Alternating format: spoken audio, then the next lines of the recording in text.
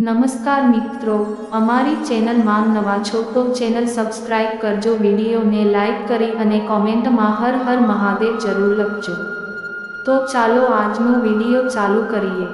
જ્યારે પણ સોમનાથ મંદિરનો ઉલ્લેખ કરવામાં આવે છે ત્યારે માત્ર એક જ વાત કહેવામાં આવે છે કે આ મંદિરને ઘણી વખત લૂંટવામાં આવ્યું છે અને ફરીથી આ મંદિરની ભવ્યતા અકબંધ છે। જો કે મંદિર પરના હુમલાઓ અંગે ઘણા અહેવાલો અને તથ્યો છે, પરંતુ એવું કહેવાય છે કે સોમનાથ મંદિર 17 વખત તોડી પાડવામાં આવ્યું હતું અને દરેક વખતે તેનું પુનઃનિર્માણ કરવામાં આવ્યું છે। આજે પણ આ મંદિરની વાત એટલા માટે થઈ રહી છે કારણ કે આ દિવસે વર્ષ 1026માં સુલતાન મહમૂદ ગઝનીએ સોમનાથ મંદિરને લૂંટી લીધું હતું અને તેનો નાશ કર્યો હતો। આજે આ મંદિરની વાર્તા ફરી યાદ આવી રહી છે। આ પ્રસંગે અમે આ મંદિરના મહિમાની કથા પણ જણાવીએ છીએ અને હાલનું સોમનાથ મંદિર કોણે બંધાવ્યું તે પણ જણાવીએ છીએ। આના પરથી તમે એ પણ જાણી શકશો કે સોમનાથ મંદિરે કેટલા હુમલાઓનો સામનો કર્યો છે અને ફરી એકવાર ઊભું છે। તો ચાલો જાણીએ સોમનાથ મંદિર સાથે જોડાયેલી કેટલીક ખાસ વાતો। મંદિરનું પૌરાણિક મહત્વ।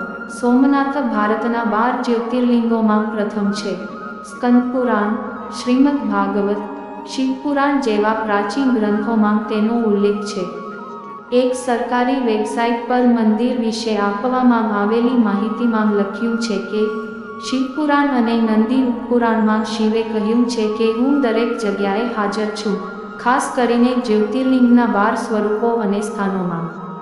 સોમનાથ આ પવિત્ર સ્થળોમાંનું એક છે। મંદિરનો ઇતિહાસ।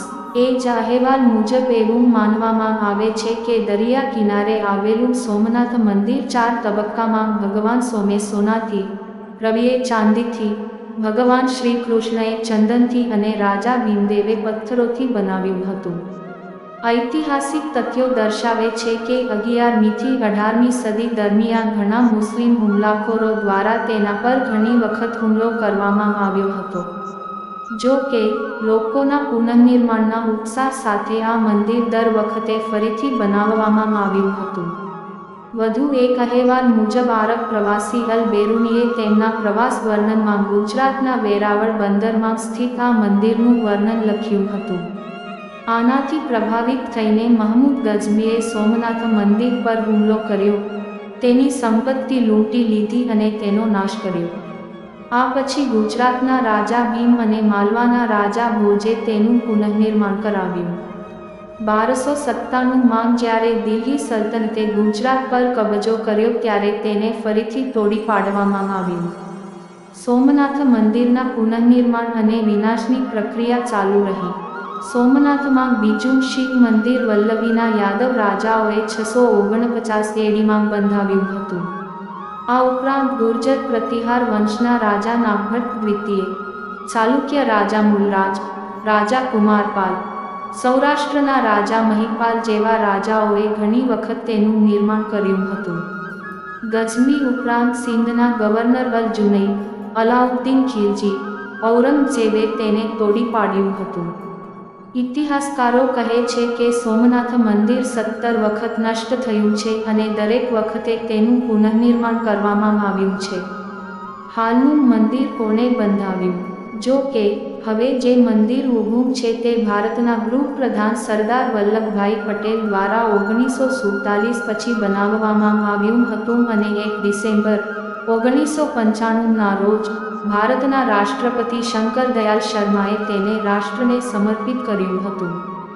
સોમનાથ મંદિરના પુનઃનિર્માણનો પ્રસ્તાવ લઈને સરદાર પટેલ મહાત્મા ગાંધી પાસે ગયા હતા। ગાંધીજીએ આ દરખાસ્તની પ્રશંસા કરી અને જનતા પાસેથી નાણાં એકત્ર કરવાનું સૂચન કર્યું।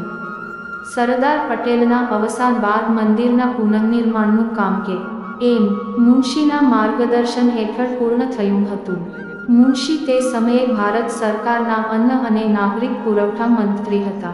આ મંદિરનું નિર્માણ કૈલાશ મહામેરુ પ્રસાદ શૈલી અનુસાર કરવામાં આવ્યું હતું। આ મંદિરમાં ગર્ભગૃહ, એસેમ્બલી હોલ અને ડાન્સ હોલ છે। શિખરની ટોચ પર મૂકવામાં આવેલ કલશનું વજન 10 કિલો છે અને ધ્વજગૃહ 27 ફૂટ ઊંચો અને 1 ફૂટ પરિઘ છે।